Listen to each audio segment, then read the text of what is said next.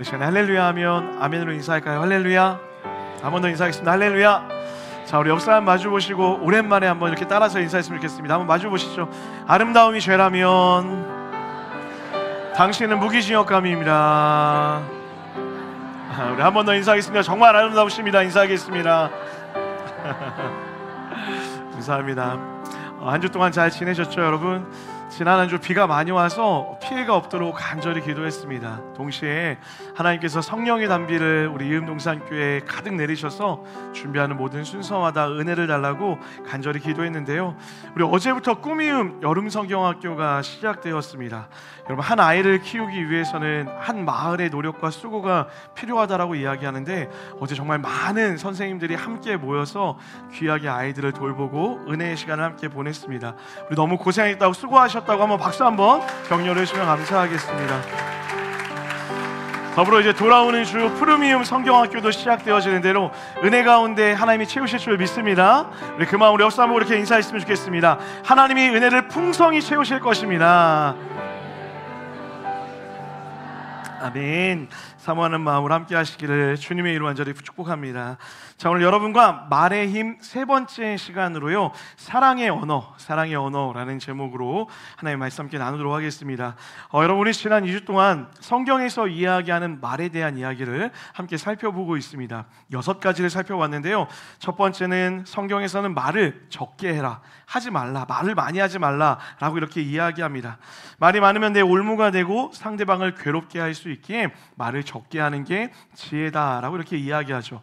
두 번째는 또 말을 신중하게 해야 된다, 한번 좀 생각하고 고민하며 말해야 된다라고 이렇게 이야기합니다. 세 번째는 뭐였습니까? 함부로 말해서는 안 된다라고 이야기했죠. 상처 주는 말, 과격한 말, 내 감정에서 나오는 있는 그대로의 말을 주의해야 된다라고 이렇게 이야기했습니다. 그 지난주 우리는 네 번째, 거짓말하지 말아라 라는 것에 대해서 함께 나누었죠. 사랑하는 여러분, 하나님은 반드시 거짓을 밝혀내시는 분이십니다. 믿으십니까? 그럼 우리 삶에서 거짓을 가리우고 거짓을 하지 않도록 늘 노력하고 애쓰며 살아가야 된다라는 거죠.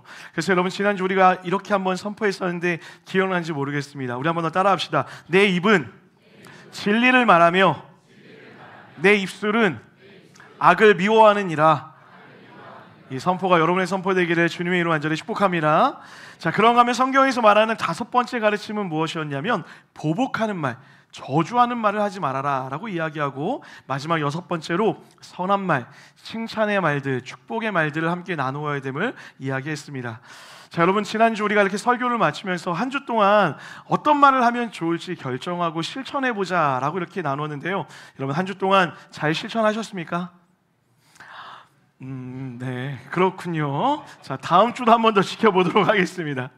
여러분, 아무리 좋은 레시피가 있더라도 요리사가 요리를 하지 않으면 그 맛을 알 수 없는 것처럼, 하나님의 귀한 말씀이 여러분 삶 가운데 들려질 때 조그만 실천, 애씀과 노력이 있을 때 그것이 나의 말씀이 되는 줄 믿습니다. 이번 한 주도 귀한 믿음의 실천 가지고 선한 말들, 좋은 말들 하시는 여러분 되시기를 주님의 이름으로 간절히 축복합니다. 자, 오늘도 이어서 성경에서 이야기하는 말에 대한 가르침을 살펴보려고 하는데요. 첫 번째는 이것입니다. 따라합시다. 가르치는 말을 하지 말아라. 자, 오늘 본문 3장 1절을 다 같이 한번 읽도록 하겠습니다. 3장 1절입니다. 시작. 내 형제들아, 너희는 선생된 우리가 더 큰 심판을 받을 줄 알고 선생이 많이 되지 말라. 성경은 우리가 놀랍게도 선생이 되면 안 된다라고 이렇게 이야기합니다. 물론 여러분, 오해해서 이 문장 그대로 선생하지 말아야 되겠다, 가르치지 말아야 되겠다 이렇게 해석하면 안 될 것입니다. 여러분, 우리는 서로에게 필요한 말들을 할 수 있습니다. 어떤 사람이 실수하거나 모를 때에 가르쳐 줄 수도 있어야 된다라는 거죠. 실제로 오늘 설교와 그리고 다음 주 마지막 말의 힘에 대해서 이야기할 때 훈계하고 가르치는 것이 참 중요함을 함께 나누려고 합니다. 근데 방금 읽은 말씀은 우리에게 왜 선생이 되지 말라고 이야기하는 걸까요? 오늘 본문은 우리가 이렇게 해석해야 됩니다. 가르치는 말을 주의 깊게 하라. 가르치는 말을 주의 깊게 하라 라고 이야기하는 것이죠. 존 파이퍼라고 하는 목사님은요, 선생이 더 큰 심판을 받는다라는 점에 집중하면서 가르치는 말이 얼마나 하나님 앞에서 무겁게 평가받는지를 강조하여 이야기하고 있습니다. 말을 다룬다라는 것은 칼을 다루는 것과 같기 때문에 우리는 내가 하는 말이 하나님의 진리를 왜곡하거나 과장하지 않는지 항상 두려움으로 스스로를 점검할 필요가 있다라는 것이죠. 가르치는 말 자체가 문제가 있는 것이 아니라 그 가르치는 말을 하고 있는 나의 영적인 상태, 내 일상의 상태가 어떠한지 주의 깊게 살펴봐야 된다라는 거예요. 내가 지금 이런 말을 할 수 있는 상태인가? 나의 태도와 내 삶의 가르침은 이런 말을 할 만한 자세가 되어 있는가? 돌아보며 이야기해야 된다라는 것이죠. 여러분, 제가 이 강단에 서서 여러분에게 많은 이야기를 이야기하고 복음에 대해 이야기하지만 그 중에 많이 강조하는 것 중에 하나가 서로 사랑해야 된다라는 이야기를 참 많이 합니다. 사랑하십시오. 하나님의 은혜 가운데 서로를 아껴야 됩니다. 사랑해야 됩니다. 라는 이야기들을 참 많이 하죠. 그런데 만약 이렇게 한번 생각해 보세요. 이 위에서는 제가 여러분에게 사랑해야 됩니다 라고 이야기하고 저의 삶으로 돌아와서는 비난하고 미워하고 정죄하고 매일매일 싸우고 다투는 모습을 여러분에게 보여준다 한다면 여러분이 사랑하라 라는 이 이야기를 들으시겠습니까? 오히려 그 이야기를 들을 때마다 너무 가식적이다 라고 생각하며 설교를 더 멀리할 수 있다는 것이죠. 가르치는 말이 문제가 아니라 그 가르치는 말을 하고 있는 나의 상태, 내 내면의 상태와 실제적인 삶의 상태가 너무나 중요하다라는 거예요. 그래서 우리는 누구든지 함부로 가르치기를 서두르지 말고 먼저 내가 하나님의 은혜 안에 통제를 받고 있는지 살피며 조언할 수 있어야 된다라는 거예요. 자, 잠언 13장 10절 말씀입니다. 다 같이 한번 읽어보겠습니다. 시작. 권면을 듣는 자는 지혜가 있느니라. 자, 여러분, 우리가 주의해야 될 게 있습니다. 가르침과 자기 과시는 다른 것입니다. 다시 한번요. 가르치는 일과 자기 과시를 구분할 수 있어야 된다라는 거예요. 사람들은 누군가를 도와준다고 가르쳐준다 이야기하면서 포장된 자기 과시를 말할 때가 있다라는 거죠. 방금 읽은 잠언은 그것을 교만이라고 이렇게 이야기하고 있어요. 여러분, 그 교만의 결과가 무엇입니까? 다툼으로 번지게 되어 있다라고 이야기하죠. 그러면 여러분, 누군가에게 도움을 주는 말을 했을 때 혹시 다툼이 일어나고 있다면 그 이야기가 상대방에게 자기 과시로 들리지는 않았는지 점검해 봐야 된다라는 거예요. 특별히 우리가 누군가 이야기할 때 이런 말들을 주의해야 됩니다. 내가 다 알아. 내가 다 경험해 봤어. 내가 살아보니, 내가 먹어보니, 내가 이것을 해보니 이게 다 맞아 라고 하는 그런 주관적인 이야기들을 조심해야 된다라는 거예요. 여러분, 놀랍게도 이런 이야기들은 어른들만 하지 않습니다. 모든 사람들이 하고 있어요. 8살짜리 아이도 10살짜리 아이도 그렇게 얘기해요. 내가 다 먹어봤어. 내가 그거 다 알아 라고 이야기하며 내 경험이 전부인 것처럼 이야기한다라는 거예요. 여러분, 경험은 주관적인 것입니다. 경험은 객관적이지 않다라는 거예요. 마치 이런 거예요. 여러분, 제가 정말 저의 삶을 살면서 하나님이 왜 이런 것을 주셨을까라고 절망할 때가 있어요. 그게 뭐냐면 저는 물만 먹어도 살이 찝니다. 저는 너무 괴로워요, 여러분. 왜 하나님이 저에게 이런 것을 주셨을까? 저는 정말 물만 먹는 것 같은데 먹을 때마다 살이 찌는 것 같이 느껴져요. 근데 가장 괴로운 순간은 언제인 줄 아세요? 먹어도 살이 찌지 않는다라고 말하는 사람들을 마주할 때, 저는 그런 사람들 볼 때 너무 화가 납니다. 저만 그런 거 아니잖아요, 여러분. 그런데 한번 생각해 보자고요. 제가 살을 빼는 것 때문에 막 고민하고 있었어요. 그런데 그분이 저한테 와서 이렇게 이야기한 거예요. 목사님, 왜 안 드세요? 안 드신다고 살 빠지는 거 아니에요. 저는 먹어도 살 빠지던데. 그러니까 목사님 편하게 드세요. 괜찮아요. 얄밉죠. 자신의 경험을 모든 사람의 경험과 동일시해서는 안 된다라는 거예요. 이렇게 자신의 주관적 경험이 객관적인 모든 상황에 맞춰져 생각하며 이야기할 때 그 가르침이 때로는 상대방에게 해가 되고 다툼이 될 수 있다는 거예요. 그 사람이 처해 있는 상황과 형편이 다 다르기 때문에 내 주관적인 경험을 함부로 상대방의 상황에 맞춰 이야기해서는 안 된다라는 거예요. 그런 이야기는 좋은 의도로 했을지언정 듣는 사람으로 하여금 불편함을 가져올 수 있게 됩니다. 사랑하는 여러분, 기억하십시오. 여러분의 좋은 경험도 교만이 될 수 있습니다. 여러분, 저는 꽤 이른 나이에 사역을 시작해서 어느덧 돌아보니 벌써 사역 횟수가 24년 정도가 되었던 것 같아요. 개척교회 3년, 대형교회 군생활 포함해서 한 6년 정도 사역을 하고, 초대형 교회 안산동산교회에서 13년 정도 사역을 하고, 그리고 이렇게 담임 목으로 이제 3년 동안 이음동산교회를 사역하고 있습니다. 그러다 보니 사역 경험이 얼마나 많겠어요. 안 해본 일이 없는 것 같습니다. 많은 사람들을 데리고 수련을 해보고 다양한 양육, 다양한 프로그램, 수없이 많은 사역들을 많이 했던 것 같아요. 그러다 보니 후배 목사들이 종종 저를 찾아와서 목회에 대한 경험을 구할 때가 있습니다. 이번 주도 서울의 한 교회에서 분립개척을 고민하는 목사님이 찾아와서 어떤 방향으로 개척을 준비하면 좋을지 함께 나누는 시간을 가졌어요. 그런데 여러분, 죄송한데 목사님들이 와서 이런저런 얘기를 하다 보면 목사님들의 이야기를 들을 때 제 마음에 이런 생각이 들 때가 있어요. 아니, 왜 그렇게 생각하지? 아니, 왜 그거밖에 못하지? 이건 아닌 것 같은데, 여기서는 이렇게 해야 되는데 라는 마음이 드는 거예요. 더 정직한 저의 마음을 여러분에게 말씀드리면 이럴 때가 있어요. 아직 고생을 덜 했네. 난 그때 안 그랬는데. 이런 마음이 겉으로는 표현되지 않지만 제 마음에서 올라올 때가 있다라는 거예요. 그렇게 저도 제 안에 교만한 마음이 있더라고요. 그래서 여러분, 제가 늘 후배 목사님들을 만날 때마다 그 전에 기도하는 제목이 있어요. 뭔 줄 아세요? 하나님, 함부로 정답이라고 말하지 않게 해주십시오. 내가 말하는 것이 다 맞다라고 말하지 않도록 하게 해주세요라고 기도하고 후배들을 만난다라는 거예요. 그리고 실제로 후배 목사님들을 만나서 이렇게 이야기합니다. 목사님, 제가 말하는 것이 다 맞지 않을 수 있어요. 제 경험과 목사님의 경험이 다를 수 있기 때문에 이야기를 들으시면서 필요한 것은 취하시고 맞지 않는 것은 그냥 흘려 들으세요라고 이렇게 이야기한다라는 것이죠. 부부관계도 마찬가지입니다. 여러분, 부부관계 왜 싸웁니까? 내가 경험한 게 다 맞다고 우기기 때문에 그래요.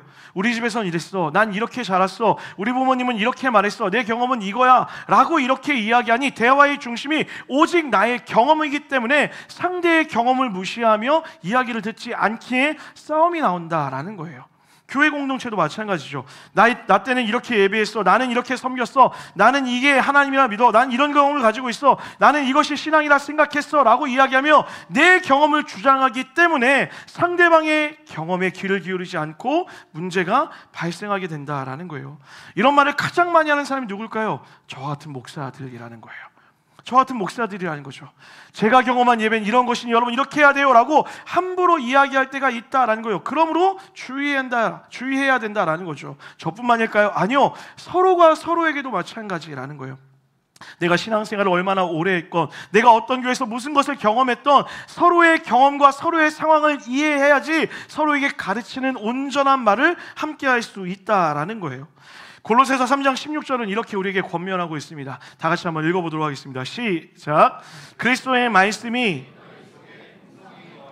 모든 지혜로 피차 가르치며 권면하고, 저 피차라는 단어가 서로라는 의미예요. 서로 함께 한다라는 거예요. 무슨 말입니까? 일방적으로 내가 누군가에게 가르치는 관계가 아니라 우리 모두는 서로의 이야기를 들으며 가르칠 수 있는 관계가 되어야 된다라는 거예요. 그 말은 서로의 상황을 돌보며 이야기해야 된다라는 것이죠. 사랑하는 여러분, 저는 이음의 모든 가족들이 권면하되, 가르치는 말을 하되 겸손히 가르치며 대화하는 자세로 이야기하는 여러분과 제가 되기를 주님의 이름 간절히 축복합니다. 자, 그런가 하면 두 번째 우리가 주의해야 될 말의 태도는 이것입니다. 한번 따라할까요? 작은 말을 조심하라.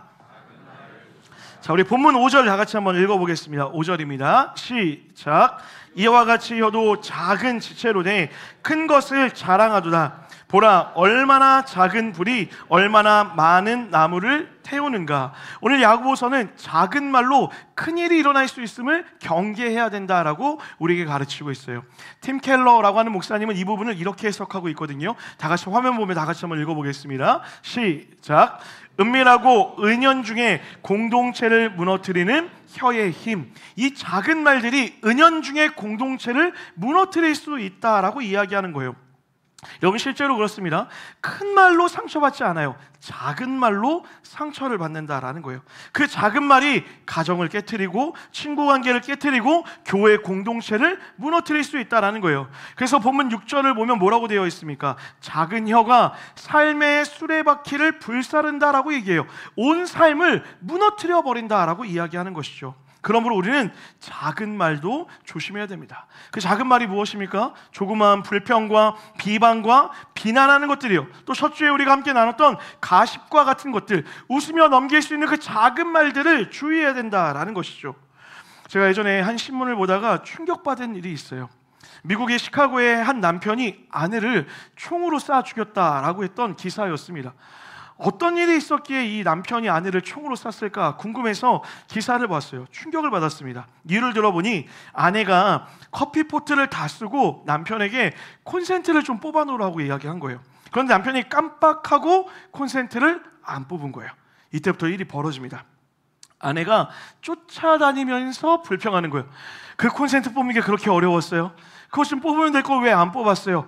그 남편이 미안해요 라고 이야기하고 방문을 닫고 들어가자 문을 열고 이야기하는 거예요. 콘센트 또 안 뽑았지? 왜 안 뽑는 거야? 또 이야기하는 거예요. 그런데 여러분 아시죠? 작은 불평이 또 다른 불평을 얘기해요. 내가 그럴 줄 알았어요. 콘센트 안 뽑았는데 쓰레기는 왜 안 버렸어요? 전혀 연관이 없어요. 근데 이어지는 거예요. 또 이야기해요. 화장실 문 닫으라고 했는데 왜 화장실 문 안 들었어요?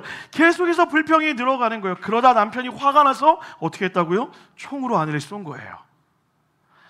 여러분, 제가 지어낸 얘기가 아니라 실제로 있었던 일이에요. 물론 여러분, 총으로 아내를 쐈던 그 남자가 상식적이지 않고 이상한 남자가 맞죠. 말도 안 되죠. 그런 일이 있어서는 안 되겠죠. 그러나 우리가 주목해야 되는 것은 무엇입니까?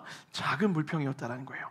아주 조그마한 이야기가 가정과 삶을 무너뜨리고 있다라는 것이죠.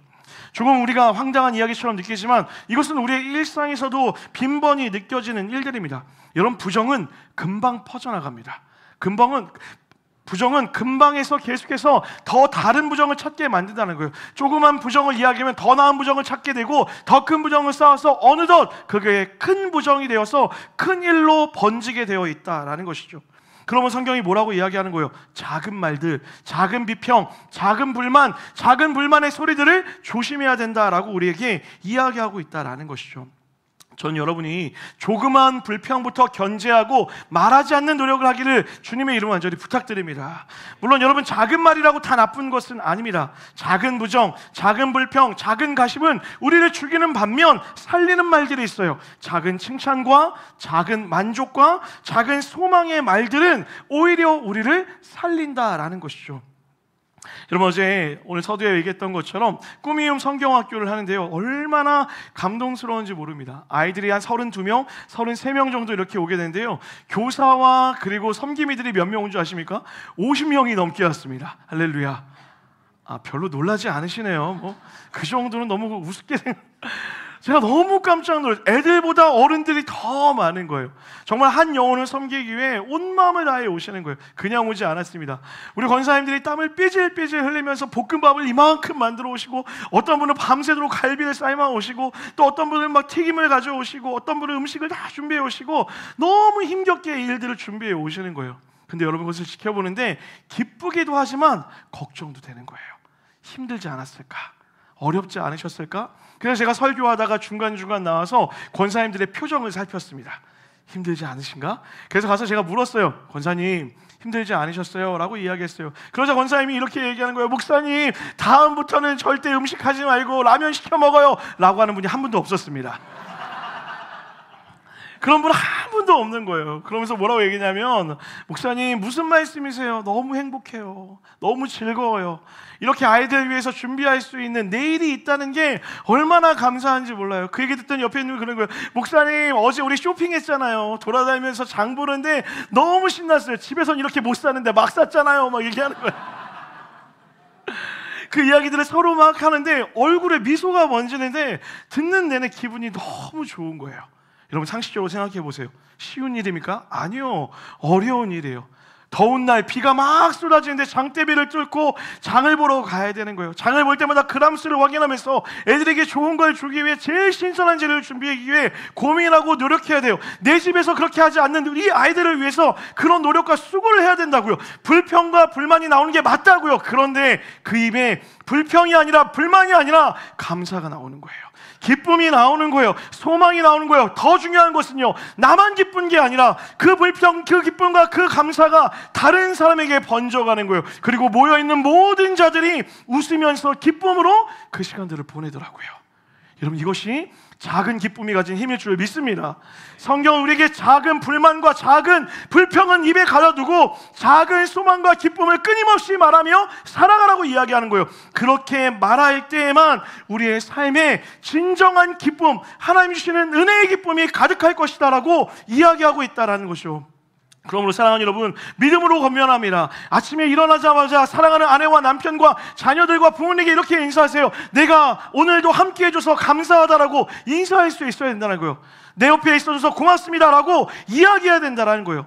회사에 출근하자마자 아 짜증나 라고 하는 것이 아니라 보는 사람들마다 행복한 아침입니다, 일할 수 있어서 기쁩니다. 이런 표정이 지금 어디 그런 회사가 있어 라는 표정으로. 여러분, 저도 이번 한 주 실천해 보려고요. 저도 사역자들 볼 때마다 할롬이 아니죠, 샬롬, 행복한, 이게 버릇이 안 돼서 틀리는 거예요. 행복한 아침이다 인사하는 거예요. 그러면 하루의 일과 자체가 기쁨으로 시작된다라는 거죠. 그런데 차를 타자마자 한숨부터 쉬는 거예요. 언제 끝나? 그리고 집에 들어오면 행복할 줄 알았는데 집에 들어오자마자 그리고 아침에 일어나자마자 아침이네. 그럼 여러분의 삶의 모든 것이 삶의 수레바퀴가 와르르 무너지는 것처럼 절망으로 가득 찬다라는 것이죠. 여러분, 사랑하는 여러분, 하나님 우리에게 말씀하신 건 무엇입니까? 작은 기쁨을 표현하자는 거예요. 일터에서, 여러분의 가정과 직장에서, 삶의 모든 자리에서 주신 것에 감사하자는 거예요. 교회도 마찬가지예요. 들어오자마자 불평거리를 찾는 게 아니라 어머 권사님 오늘따라 화장이 너무 잘 먹으셨네, 권사님 오늘 옷이 너무 이쁘시네요, 어쩐 일이에요, 너무 이쁘시다, 어디 가세요? 칭찬의 말들을 쏟아낸다면 서로 안에 기쁨이 넘쳐나게 된다라는 거예요. 전 여러분의 입술에 칭찬이 가득하게 되기를 주님의 이름으로 완전히 축복합니다. 크고 대단한 칭찬하는 게 아니에요. 작은 것으로부터, 아주 사소하다 여겨지는 것으로부터 서로를 격려하고 위로할 때 우리의 삶이 은혜로 채워진다라는 거예요. 이번 한 주 여러분의 가정과 직장과 삶의 모든 영역에 작은 말로 내 삶을 태워버리는 것이 아니라 작은 감사와 칭찬으로 여러분의 삶에 은혜가 채워지기를 주님의 이름으로 간절히 축원합니다. 자, 그런 거면 마지막 세 번째 말의 태도는 이것입니다. 한 번 더 따라합시다. 때에 맞는 말을 하라. 자, 잠언 24장 26절의 말씀을 다 같이 한번 읽겠습니다. 시작. 사랑하는 여러분, 우리는 적당한 말, 때에 맞는 말을 지혜롭게 할 필요가 있습니다. 때에 맞는 말을 다른 의미로 해석하면 합당하게 말하는 것을 이야기합니다. 자, 여러분, 어떤 말을 하는 것도 중요하지만 그 말의 타이밍도 참 중요합니다. 아무리 좋은 말이라 해도 그 말하는 타이밍에 따라서 악한 말이 될 수도 있다라는 거예요. 예를 들면 이런 거예요. 우리 교회 이런 일은 없지만 셀 모임 중에 어떤 사람이 재정적인 어려움을 힘겹게 표현을 했어요. 제가 이런 어려움이 있습니다 라고 이야기하는데 갑자기 한 분이 그 다음에 이야기하는데 이렇게 하는 거예요. 나 어제 보너스 받았잖아. 여러분, 이게 맞는 말입니까? 때에 맞지 않는 말이죠. 그 말은 뭐예요? 지금 상대방의 이야기에 귀를 기울이지 않았다라는 거예요. 내가 말하고 싶은 것만 생각하고 있었던 거예요. 보너스 받은 것만 자랑하고 싶은 생각들만 가득했다라는 것이죠. 슬픔에 잠긴 사람에게는 어떤 말을 해야 됩니까? 위로의 말을 하는 것이 때에 맞는 말인 거예요. 두려움에 있는 사람에게는 격려의 말을 하는 것이 합당한 말인 것입니다. 머뭇거리는 사람에게는 도전의 말을 하는 것이 합당한 말이고, 잘못 가고 있는 사람에게는 충고의 말, 가르치는 말을 하는 것이 합당하다라는 거예요. 성경은 이처럼 우리에게 때에 맞는 말을 할 수 있도록 습관을 들여야 된다라고 이야기하고 있다는 거예요. 격려할 때 꾸짖고, 도전해야 될 때 위로하고, 위로해야 될 때 회개하라고 하는 때에 맞지 않는 말들은 서로에게 상처가 된다는 거죠. 특별히 여러분, 때에 맞는 말을 할 때 우리가 주의해야 될 것이 있어요. 우리 한 번만 더 따라할까요? 동조해서는 안 됩니다. 자, 여러분, 공감하는 것과 동조하는 것은 다른 의미입니다. 공감은 위로하지만 동시에 필요한 말, 때에 맞는 하나님의 말들을 전하는 것이 공감과 위로예요. 그런데 동조는 무엇입니까? 그저 인정하는 거예요. 같이 비판하고 부정적인 감정을 공유하는 것, 이것이 바로 동조의 언어라는 것이죠. 공감과 동조는 그 경계선이 매우 모호하기에 주의하지 않으면 위로한다고 했던 말들이 동조의 말이 될 수 있다는 거예요. 그리고 그 동조의 말들이 서로의 삶을 부정하게 만들 수 있다는 것이죠. 여러분, 동조의 말이 위험한 것이 무엇인 줄 아세요? 그 상태로 내버려 둔다는 거예요. 그 감정의 상태, 그 부정의 상태로 그저 머물게 만드는 것이 동조하는 말들이라는 것이죠. 사랑하는 여러분, 성경은 우리에게 동조가 아닌 공감의 말, 때에 맞는 말을 하도록 권면하고 있어요. 그래서 잠언은 우리가 때에 맞는 말을 하기 위해 몇 가지 실천적인 가르침을 제시하면서 그것을 연습하라고 이야기해요. 첫 번째는 무엇이냐면 상대방의 입장에서 계속 생각하라는 거예요. 다시 한번요. 우리가 동조가 아닌 공감의 말을 하기 위해서는 상대방의 입장에서 끊임없이 고민해야 된다는 것이죠. 여러분, 얘기할 때 상대가 지금 어떤 상황인지, 상대가 어떤 말을 들을 상태인지, 어떤 상황인지를 깊이 이해하며 말할 때에 단지 동조하는 게 아니라 진짜 위로의 말을 건넬 수 있다는 거예요. 내가 생각나는 대로, 말하고 싶은 대로, 하고 싶으니까 말하는 것이 아니라, 말하는 동기가 지난주 이야기했던 것처럼 나를 위한 게 아니라 상대방을 위한 것, 상대의 유익을 위해 사랑의 언어, 선한 말들을 쏟아낼 때 그것이 위로의 말이 될 수 있다고 이야기하는 거죠. 말할 때 중요한 것은 내가 무슨 말을 하는 것만큼 중요한 것이 상대가 어떻게 듣고 있느냐, 상대가 이것을 받아들일 준비가 되어 있느냐, 상대의 입장에 서서 말할 수 있어야 된다는 거예요. 그래서 예수님이 뭐라고 우리에게 이야기하십니까? 남에게 대접을 받고자 하는 대로 너희도 남을 대접하라. 동의하시면 아멘 합시다. 여러분, 이것을 황금률이라고 이야기하잖아요. 세상에서 가장 귀하고 중요한 원칙이라는 거예요. 무엇이요? 상대방의 입장에서 생각하고 이야기하는 것, 이것이 사랑의 기초가 되어야 된다라는 거예요. 사랑하는 여러분, 상대의 입장에서 말하기를 주님의 이름으로 간절히 축복합니다. 또한 때에 맞는 말을 하기 위해 두 번째 노력해야 될 태도가 있는데, 그것은 무엇이냐면 하나님이 원하시는 말인지를 고민해야 된다는 거예요. 내가 지금 하고 있는 이 말이 하나님이 원하시는 말인지를 고민하며 말할 수 있어야 된다라는 거예요. 여러분, 우리는 교회 안에서 말할 때 내가 하고 싶은 말들을 할 때가 더 많은 것 같습니다. 그러나 우리는 내가 하고 싶은 말은 잠시 멈춰두고 하나님이 하시고자 하는 말들을 할 수 있도록 노력해야 된다라는 거예요. 상대가 누군가의 비판하는 이야기를 합니다. 위로하며 공감하며 힘들었겠구나 라고까지 이야기할 수 있어요. 이것은 여러분 동조입니다. 세상의 많은 사람들은 여기까지 해요. 그러나 우리가 여기서 멈춰서지 않는 이유는 무엇이에요? 하나님이라면 어떻게 말씀하시길 원하실까라고 고민하기 때문이라는 거예요. 그래서 거기에 멈춰서지 않고 뒤에 이야기하는 거예요. 그래서 우리는 어떻게 기도하면 좋을까?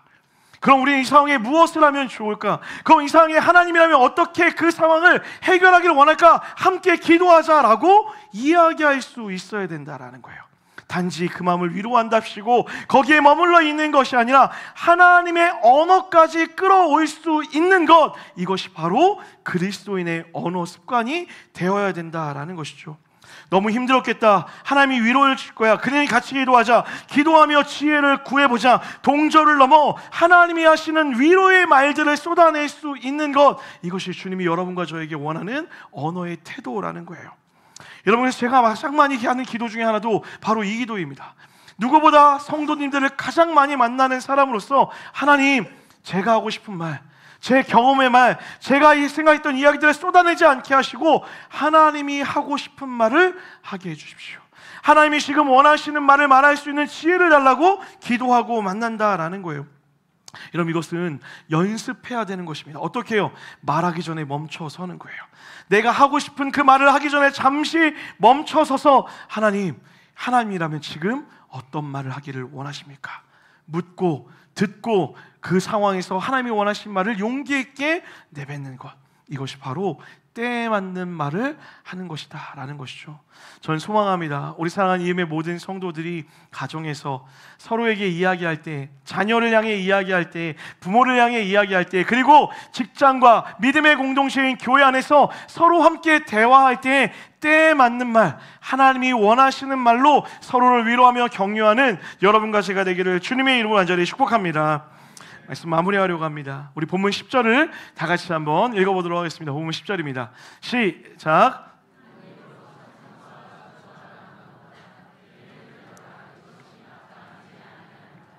자, 뭐라고 이야기합니까? 한 입에서 찬송과 저주가 동시에 나고 있다라는 거예요. 그것이 합당하지 않다라고 이야기해요. 여러분, 이것이 그리스도인의 상태죠. 실제로 그러지 않습니까? 지난주 여러분 설교를 듣고 아멘 하시고 할렐루야 하시고 하나님의 높이는 찬양들을 막 부르지 않으셨습니까? 그런데 정작 여러분의 일상에서 찬양이 나와야 되는 입술에 저주가 나오지는 않으셨습니까? 월요일 아침에 제가 이렇게 카톡을 보내면서 찬양의 내용을 보내드렸잖아요. 한 분이 저에게 이렇게 카톡을 보내셨어요.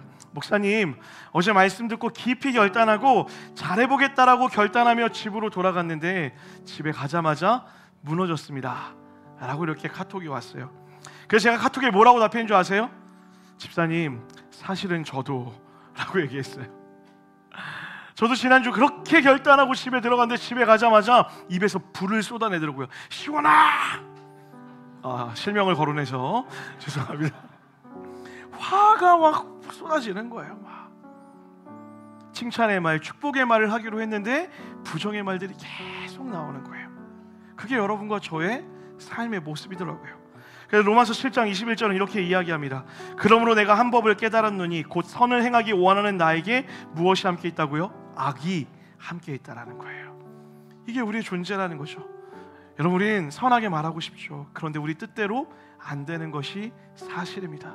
그래서 오늘 야고보서와 잠언에서 우리에게 권면하는 마지막 것이 무엇인 줄 아세요? 기도하라는 거예요. 내 입술을 위해 기도하라는 거예요. 하나님, 저는 이런 존재입니다. 잘 말하고 싶고 하나님의 말씀처럼 축복하고 싶고 하나님 때에 맞는 말을 하고 싶지만 저는 그럴 능력이 없습니다. 그러니 하나님, 제 입술을 지켜주세요. 하나님, 오늘 하루도 제 입술에 부정이 아니라 거짓이 아니라 사랑의 말들이 나오게 해주세요라고 기도하라고 우리에게 이야기하는 거예요. 그리고 그렇게 기도하고 노력하며 살아가는 자들의 삶을 주님이 변화시키겠다라고 약속하고 있다라는 것이죠. 사랑하는 여러분, 그래서 이번 주도 믿음으로 권면하려고 합니다. 이번 한 주 여러분은 어떤 말을 하기를 원하십니까? 우리 이번 주는 이렇게 한번 기도해보면 어떨까요? 하나님, 내가 잠시 멈춰서서 하나님의 마음으로 말하게 하여 주십시오. 내 아내와 남편에게, 내 자녀에게, 나의 부모에게, 직장 상사와 동료와 동료들에게, 그리고 믿음의 공동체 안에서 내 경험, 내 생각 함부로 가르치며 판단하는 말들 하는 것이 아니라 하나님의 언어로, 하나님의 말들로 말하게 하여 주십시오. 그렇게 결단하고 기도하여서 하나님 주시는 은혜를 풍성히 누리는 한 주가 되었으면 좋겠어요. 지난주 제가 여러분에게 보내드렸던 찬양 기억나십니까? 승리. 들으셨죠? 네. 그 찬양의 가사, 하나님, 내가 하고 싶은 말 꾹꾹 다 눌러 담고 하나님이 말하도록 하는 것, 그것이 우리의 승리일 줄 믿습니다 라는 그 고백으로 우리 찬양 같이 한번 고백하고 함께 기도했으면 좋겠습니다. 우리 같이 한번 찬양할까요? 승리가 무엇인 줄 아는가? 승리가 무엇인 줄 아는가? 승리가 무엇인 줄 아는가? 더 좋고 편한 가능성의 유혹을 모두 저련히 잘라버리고 오직 주님만 따라가는 것, 바로 승리. 여러분 믿으십니까? 한 번 더 고백합시다. 승리가 무엇인 줄 아는. 아멘. 승리가 무엇인 줄 아는. 하고 싶은 말들 다 눌러듬고 하고 싶은 말, 그 많고 많은 말 모두 힘겹게 억누르고 오직 주께서만 말씀하게 하는 것, 바로 승리라네. 고백합시다. 결과가 어떠할지라도, 결과가 어떠해도 주님만 빛나시고 주님 평안 내 안에 있으며 그것이 바로 승리라네. 그것이 바로. 우리 한 번 더 고백합시다. 결과가 어떠해도, 결과가 어떠해도 주님만 빛나시고 주님만 빛나시고 주님 평안 내 안에 있으면 그것이 바로 승리라. 승리가 무엇인 줄 아는가? 승리가 무엇인 줄 아는가? 승리가 무엇인 줄, 승리가 네가 무엇인 줄 하고 싶은 말 꾹꾹 눌러 담고 하고 싶은 말 그 많고 많은 말 모두 힘겹게 억누르고 오직 주님께서만 말씀하도록 하는 것 주께서만 말씀하게 하는 여러분 이것이 승리의 줄 믿습니다. 우리 한 번 더 고백하며 나아갑시다. 결과가 어떠할지라도 결과가 어떠해도 주님만 빛나시고 주님만 빛나시고 주님 평안 내 안에 있으며 그것이 바로 우리 더 높은 목소리로 찬양하며 나아갑시다. 승리가 무엇인 줄 아는가? 승리가 무엇인 줄 아는가? 승리가 무엇인 줄 아는가? 승리가 무엇인 치열한 자기와의 싸움을 이겨내는 것 승리의 줄 믿습니다. 치열한 자기와의 싸움을 허옇게 잠재우고 주님만 내 안에 사는 것 주님만 내 안에 사시게 하는 것 바로 승리. 우리 믿음으로 고백할까요? 모든 시선을 주님께 드리고 살아계신 하나님을 느낄 때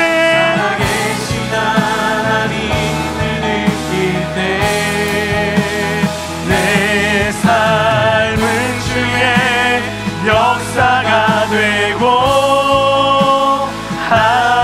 하나님이 우리 마지막 한 번 더 고백하며 나아갑시다. 모든 시선을 주님께 드리고 전능하신 하나님을 느낄 때 세상은 주의 나라가 하나님이 일하기 시작하네. 하나님이 우리 시간에 기도합시다. 기도할 때 하나님 이번 한 주 나의 입술에 찬송과 저주가 동시에 나오지 않게 하시고 축복의 말들이 나오게 하여 주시옵소서. 때에 맞는 말들을 하게 하여 주시옵소서. 말로 사람을 살리는 삶이 되게 하여 주시옵소서라고 우리 믿음의 결단으로 기도하며 나아갑니다. 기도하겠습니다. 살아서 역사하시는 하나님, 이번 한 주도 하나님 나의 입술이 서로를 죽이는 그런 아픈 말 되지 않게 하여 주시옵시고 격려의 위로의 말들, 소망의 말들 될 수 있도록 주님 축복하여 주시옵소서. 때마다 시마다 하나님의 언어로 말하게 하여 주시옵시고 사랑하는 아내와 남편을 향하여, 사랑하는 자녀들을 향하여, 사랑하는 부모님을 향하여, 또 믿음의 공동체를 향하여 긍정의 언어들과 축복의 언어들과 산의 언어들을 쏟아낼 수 있는 우리가 되게 하여 주시옵소서. 비록 날라 못할 수 없지만 하나님이 내 입술을 충만하심을 믿습니다. 주님께 내 삶을 맡겨드리길 원하오니 주님의 사랑 안에 거하게 하여 주시옵시고 아버지의 말로 말할 수 있는 믿음의 용기가 있게 하여 주시옵소서. 주님의 은혜와 정말 사랑의 능력이 전함으로 우리 가운데 주어짐을 주시옵소서. 성령 하나님 우리 가운데 온전한 사랑으로 세워지고 함께 하여 주시옵소서. 하나님 정말 사랑의 능력이 우리 가운데 있음을 믿습니다.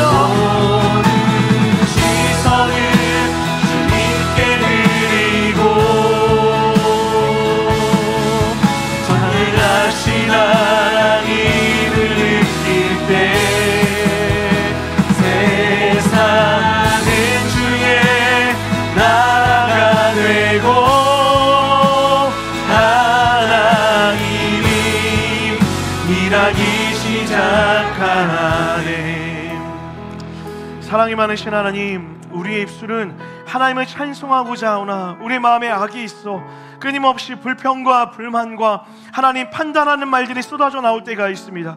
주님, 그런 우리의 입술을 보호하여 주시옵소서. 그래서 하나님, 우리의 일상 가운데서 누군가를 아프고 칼로 찌르는 말들 하는 것 아니라 격려와 사랑과 소망의 말들 하게 하여 주옵시고, 그의 영혼을 살려낼 수 있는 귀한 말들로 살아갈 수 있는 우리가 되게 하여 주시옵소서. 때에 맞는 말들을 하기를 원합니다. 상대방의 입장에 서서 고민하게 하여 주시옵시고, 고민하고 끝나는 것이 아니라 하나님이라면 어떤 말 하기를 원하십니까? 하나님이 원하시는 말들로 그들을 위로하며 격려하며 함께할 수 있는 사랑하는 이름의 모든 성도들 될 수 있도록 축복하여 주시옵소서. 그래서 이번 한 주 부르신 가정과 직장과 믿음의 공동체 안에서 서로 말로 상처 주고 아프게 하는 것이 아니라 말로 살아내며 기쁨을 줄 수 있는 은혜의 통로로 쓰임받는 우리 모두 되어질 수 있도록 인도하여 주시옵소서. 일하실 줄 믿습니다. 예수님의 이름으로 간절히 기도드렸습니다. 아멘. 우리 그렇게 일하시는 하나님께 감사와 영광의 박수 한번 올려드리겠습니다. 아멘. 시간에 들은 말씀 기억하며 주님께 귀한 예물 올려드리겠습니다.